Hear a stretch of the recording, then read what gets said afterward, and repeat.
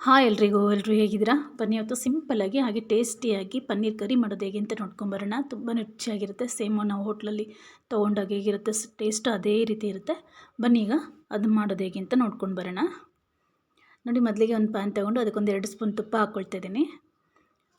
ತುಪ್ಪ ಇಲ್ಲ ಬೆಣ್ಣೆ ಹಾಕ್ಕೊಂಡ್ರೆ ಇನ್ನೂ ಚೆನ್ನಾಗಿರುತ್ತೆ. ತುಪ್ಪ ಕಾದ ನಂತರ ಒಂದು 1/4 ಸ್ಪೂನ್ ಜೀರಿಗೆ, 1/4 ಸ್ಪೂನು ಸೋಂಪು, 1 ಏಲಕ್ಕಿ, ಒಂದು ಸ್ವಲ್ಪ ಚಕ್ಕೆ, 2 ಲವಂಗ, ಅರ್ಧ ಪಲಾವ್ ಎಲೆ ಹಾಕ್ಕೊಂಡು ಬಾಡಿಸ್ಕೊಂಡಿದ್ದೀನಿ. ಈಗ ಸಣ್ಣದಾಗಿ ಕಟ್ ಮಾಡಿರೋಂಥ ಈರುಳ್ಳಿನ ಹಾಕ್ಕೊಂಡು ಅದ್ರ ಜೊತೆಗೆ ಒಂದು 4 ಬೆಳ್ಳುಳ್ಳಿ, ಒಂದು ಸಣ್ಣ ತುಂಡು ಶುಂಠಿ ಇಷ್ಟನ್ನು ಹಾಕ್ಕೊಂಡು ಚೆನ್ನಾಗಿ ಬಾಡಿಸ್ಕೋಬೇಕಾಗತ್ತೆ. ಅದ್ರ ಜೊತೆಗೆ ಒಂದು 4 ಹಸಿಮೆಣಸಿನ್ಕಾಯಿ ಸುಮ್ಮನೆ ಟೇಸ್ಟ್ಗೋಸ್ಕರ ಎಲ್ಲವೂ ನೀಟಾಗಿ ಒಂದು 70% 80% ಬಾಡಿಸ್ಕೋಬೇಕಾಗತ್ತೆ. ಈಗ ಒಂದು 10 ಗೋಡಂಬಿ ಹಾಕ್ಕೊಳ್ಳೋಣ. ಅದನ್ನು ಹಾಕ್ಕೊಂಡು ನೀಟಾಗಿ ಬಾಡಿಸ್ಕೊಳ್ಳೋಣ. ತುಂಬಾ ರುಚಿಯಾಗಿರುತ್ತೆ. ನೀವು ಒಂದು ಸಲ ಮರೀದೆ ಟ್ರೈ ಮಾಡಿ.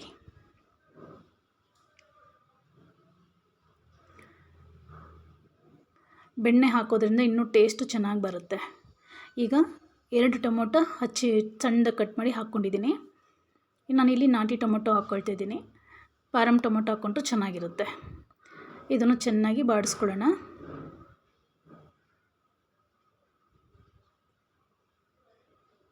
ನೋಡಿ, ಈಗ ಇದಾಗಿದೆ. ಇದಕ್ಕೊಂಚೂರು ಕೊತ್ತಂಬರಿ ಸೊಪ್ಪು ಹಾಕ್ಕೊಳ್ತಿದ್ದೀನಿ, ತುಂಬ ಬೇಡ, ಸ್ವಲ್ಪ. ಈಗ ಇದು ಸ್ಟವ್ ಆಫ್ ಮಾಡಿಕೊಂಡು ತಣ್ಣಗಾಕ್ಬಿಡೋಣ. ಈಗ ಇದ್ರ ಜೊತೆಗೇ ಸ್ವಲ್ಪ ಧನಿಯಾ ಪೌಡ್ರು, ಒಂದು ಅರ್ಧ ಸ್ಪೂನು ಧನಿಯಾ ಪುಡಿ, ಹಾಗೆ ಒಂದು 1/4 ಸ್ಪೂನು ಜೀರಿಗೆ ಪುಡಿ, ಒಂದು 2 ಪಿಂಚ್ ಆಗೋಷ್ಟು ಗರಂ ಮಸಾಲ, ಹಾಗೆ ಖಾರಕ್ಕೆ ಎಷ್ಟು ಬೇಕೋ ಅಷ್ಟು ಅಚ್ಚ ಖಾರದ ಪುಡಿ. ಆಲ್ರೆಡಿ ನಾವು ಒಂದು 4 ಮೆಣಸಿನ್ಕಾಯಿ ಹಾಕ್ಕೊಂಡಿದ್ದೀವಲ್ಲ, ಹಸಿಮೆಣಸಿನ್ಕಾಯಿ, ಅದ್ರ ಜೊತೆಗೆ ನೋಡಿಕೊಂಡು ಅಚ್ಚ ಖಾರದ ಪುಡಿ ಹಾಕ್ಕೋಬೇಕಾಗತ್ತೆ. ಇದೆಲ್ಲ ನೀಟಾಗಿ ಮಿಕ್ಸ್ ಮಾಡಿಟ್ಟು ತಣ್ಣಗಾದ್ಮೇಲೆ ರುಬ್ಕೊಂಬರೋಣ. ನುಣ್ಣಕ್ಕೆ ಪೇಸ್ಟ್ ಥರ ಮಾಡ್ಕೊಂಬರಬೇಕು. ಈಗ ಒಂದು ಬಾಣಲಿಗೆ ಎಣ್ಣೆ ಹಾಕ್ಕೊಂಡು ಎಣ್ಣೆ ಮತ್ತು ತುಪ್ಪ 2 ಮಿಕ್ಸ್ ಮಾಡಿ ಹಾಕ್ಕೊಳ್ಳೋಣ. ನೀವು ಬೆಣ್ಣೆ ಹಾಕಿ ಮಾಡಿದ್ರೆ ಸೇಮ್ ಹೋಟ್ಲಲ್ಲಿ ಏನಿರುತ್ತೆ ಟೇಸ್ಟ್ ಅದೇ ಟೇಸ್ಟ್ ಇರುತ್ತೆ. ನೋಡಿ, ಈಗ ತುಪ್ಪ ಕಾದಿದೆ. ಇದಕ್ಕೆ ಸಣ್ಣದಾಗಿ ಕಟ್ ಮಾಡಿರೋಂಥ ಈರುಳ್ಳಿನ ಹಾಕ್ಕೊಳ್ತಾ ಇದ್ದೀನಿ. ಇದನ್ನು ಹಾಕ್ಕೊಂಡು ನೀಟಾಗಿ ಗೋಲ್ಡನ್ ಬ್ರೌನ್ ಬರೋವರೆಗೂ ಬಾಡಿಸ್ಕೊಂಡ ನಂತರ ಒಂದೇ ಒಂದು ಹಸಿಮೆಣಸಿನ್ಕಾಯಿನ ಸಣ್ಣದಾಗಿ ಕಟ್ ಮಾಡಿ ಹಾಕ್ಕೊಳ್ತಿದ್ದೀನಿ. ಅದನ್ನು ಹಾಕ್ಕೊಂಡು ನೀಟಾಗಿ ಈ ರೀತಿ ನೋಡಿ ಈ ಲೆವೆಲ್ಗೆ ಬರಬೇಕು, ಕಾಣಿಸ್ಕೋಬಾರ್ದು. ನಾವು ಈರುಳ್ಳಿ ಹಾಕಿರೋದು ಆ ಲೆವೆಲ್ಗೆ ನಾವು ಬಾಡಿಸ್ಕೋಬೇಕಾಗತ್ತೆ. ಅದು ಬಾಡಿಸ್ಕೊಂಡ ನಂತರ ನಾವೇನು ಆಗಲೇ ಹುರಿದಿಟ್ಕೊಂಡಿದ್ದೀವೋ ಅದನ್ನು ಪೇಸ್ಟ್ ಮಾಡಿ ಈಗ ಅದನ್ನು ಹಾಕ್ಕೊಳ್ತಾ ಇದ್ದೀನಿ. ಇದನ್ನು ಲೋ ಫ್ಲೇಮಲ್ಲೇ ಚೆನ್ನಾಗಿ ಹಸಿ ಸ್ಮೆಲ್ ಹೋಗೋವರೆಗೂ ಕುದಿಸ್ಕೋಬೇಕಾಗುತ್ತೆ. ಚೆನ್ನಾಗಿ ಈ ರೀತಿ ಚೆನ್ನಾಗಿ ಕುದಿಸ್ಬೇಕು. ಒಂದು 2-3 ನಿಮಿಷ ಚೆನ್ನಾಗಿ ಕೈ ಆಡಿಸ್ಕೊಂಡು ಕುದಿಸ್ಕೋಬೇಕಾಗತ್ತೆ. ಈಗ ಒಂದು ಸ್ವಲ್ಪ ಹೊತ್ತು ಮುಚ್ಚಿಡೋಣ. ಲೋ ಫ್ಲೇಮಲ್ಲೇ ಇಟ್ಕೋಬೇಕು, ಇಲ್ಲಾಂದರೆ ತಳ ಅಂಟ್ಬಿಡುತ್ತೆ. ನೋಡಿ, ಈಗ ಕುದ್ದಿದೆ. ಈಗ ನಾವು ಜಾರ್ ತೊಳೆದಿದ್ದು ನೀರು ಹಾಕ್ಕೊಂಡು ಈಗ ನೀರು ಎಷ್ಟು ಬೇಕೋ ಅಷ್ಟು ಹದ ನೋಡಿಕೊಂಡು ನೀವು ನೀರನ್ನು ಹಾಕ್ಕೋಬೇಕಾಗತ್ತೆ. ನಾವು ಗೋಡಂಬಿ ಹಾಕಿರೋದ್ರಿಂದ ತಿಕ್ನೆಸ್ ಚೆನ್ನಾಗೇ ಇರುತ್ತೆ. ನೋಡಿಕೊಂಡು ಹಾಕ್ಕೋಬೇಕು ನೀರನ್ನು. ಹಾಗೆ ಟೇಸ್ಟಿಗೆ ಎಷ್ಟು ಬೇಕೋ ಅಷ್ಟು ಉಪ್ಪನ್ನು ಹಾಕ್ಕೊಂಡು ನೀಟಾಗಿ ಮಿಕ್ಸ್ ಮಾಡ್ಕೊಳ್ಳೋಣ. ಈಗ ಒಂದು ಸ್ವಲ್ಪ ಅರಿಶಿನ ಹಾಕ್ಕೊಂಡು ನೀರು ಎಷ್ಟು ಬೇಕೋ ಅಷ್ಟು ಹಾಕ್ಕೊಂಡು ಚೆನ್ನಾಗಿ ಕುದಿಸ್ಕೊಳ್ಳೋಣ. ನೋಡಿ, ಈಗ ಚೆನ್ನಾಗಿ ಕುದ್ದಿದೆ. ಮೀಡಿಯಮ್ ಫ್ಲೇಮಲ್ಲೇ ಇದನ್ನು ಕುದಿಸ್ಕೋಬೇಕು. ಆಗಾಗ ಈ ರೀತಿ ತಿರು ಕೊಡ್ತಾ ಇದೆ, ತಳ ಅಂಟ್ಕೊಳ್ದೇ ಇರುತ್ತೆ. ಗೋಡಂಬಿ ಹಾಕೋದ್ರಿಂದ ತಳ ಅಂಟುತ್ತೆ. ಆಗಾಗ ಈ ರೀತಿ ತಿರು ಕೊಡ್ತಾ ಇರಬೇಕು. ಈಗ ಚೆನ್ನಾಗಿ ಕುದ್ದಿದೆ. ನೋಡಿ, ಇಷ್ಟು ಕುದ್ದಿದ್ರೆ ಸಾಕಾಗುತ್ತೆ.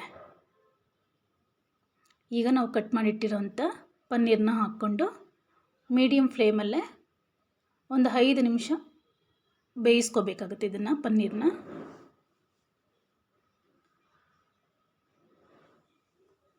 ಒಂದು 7-8 ನಿಮಿಷ ಮೀಡಿಯಮ್ ಫ್ಲೇಮಲ್ಲೇ ಇಲ್ಲ ಲೋ ಫ್ಲೇಮಲ್ಲೋ ಇದನ್ನು ಚೆನ್ನಾಗಿ ಕುದಿಸ್ಕೋಬೇಕು. ಸ್ವಲ್ಪ ಕಸ್ತೂರಿ ಮೇಥಿ ಹಾಕ್ಕೊಳ್ಳೋಣ. ಈಗ ಸ್ವಲ್ಪ ಹೊತ್ತು ಮುಚ್ಚಿಟ್ಬಿಟ್ಟು ಒಂದು 2-3 ನಿಮಿಷ ಆಗಾಗ ಕೈ ತಿರು ಕೊಡ್ತಾ ಇರಬೇಕಾಗತ್ತೆ, ಇಲ್ಲ ತಳ ಅಂಟುತ್ತೆ. ನೋಡಿ, ಈಗ ಆಲ್ಮೋಸ್ಟ್ ಆಗ್ತಾ ಬಂದಿದೆ. ಇನ್ನೊಂದು 2-3 ನಿಮಿಷ ಕುದ್ರೆ ಪನ್ನೀರ್ ಕರಿ ರೆಡಿ ಆಗುತ್ತೆ.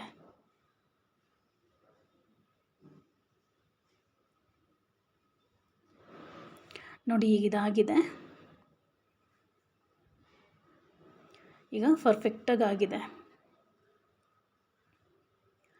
ಬಟ್ ಇದನ್ನು ಲೋ ಫ್ಲೇಮಲ್ಲಿ ಕುದಿಸೋದ್ರಿಂದನೇ ಟೇಸ್ಟು ಚೆನ್ನಾಗಿ ಬರೋದು. ಕೊನೆಯಲ್ಲಿ ಒಂದು ಸ್ವಲ್ಪ ಕೊತ್ತಂಬರಿ ಸೊಪ್ಪು ಹಾಕ್ಕೊಳ್ಳೋಣ. ನೀವು ಒಂದು ಸಲ ಮರೆಯದೆ ಮನೇಲಿ ಟ್ರೈ ಮಾಡಿ, ಹೇಗಿದೆ ಅಂತ ಮರೆಯದೆ ಕಮೆಂಟ್ ಮಾಡಿ. ಹಾಗೆ ಇನ್ನೂ ಯಾರೆಲ್ಲ ನನ್ನ ಚಾನಲ್ ಸಬ್ಸ್ಕ್ರೈಬ್ ಮಾಡ್ಕೊಂಡಿಲ್ಲ ದಯವಿಟ್ಟು ಸಬ್ಸ್ಕ್ರೈಬ್ ಮಾಡ್ಕೊಳ್ಳಿ. ವಿಡಿಯೋ ಪೂರ್ತಿ ನೋಡಿ, ಇಷ್ಟ ಆದರೆ ಒಂದು ಲೈಕ್ ಕೊಡೋದನ್ನ ಖಂಡಿತ ಮರಿಬೇಡಿ. ನನ್ನ ಹೊಸ ಚಾನಲ್ ಇದು, ಮರೀದೆ ಸಬ್ಸ್ಕ್ರೈಬ್ ಮಾಡ್ಕೊಳ್ಳಿ. Thank you for watching. Bye.